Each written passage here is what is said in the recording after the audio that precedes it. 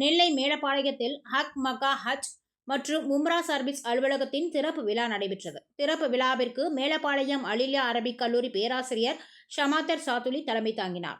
ஹக் மக்கா உரிமையாளர் ஹக் வரவேற்று பேசினார். உஸ்மானியா அரபிக் கல்லூரி முதல்வர் SS ஹைதர் அலி மிஸ்பாஹி துவா செய்தார். தமிழ்நாடு ஜமாத்துல் உலமா சபை தலைவர் ஹாஜா மைனுதீன் புதிய அலுவலகத்தை திறந்து வைத்து பேசினார்.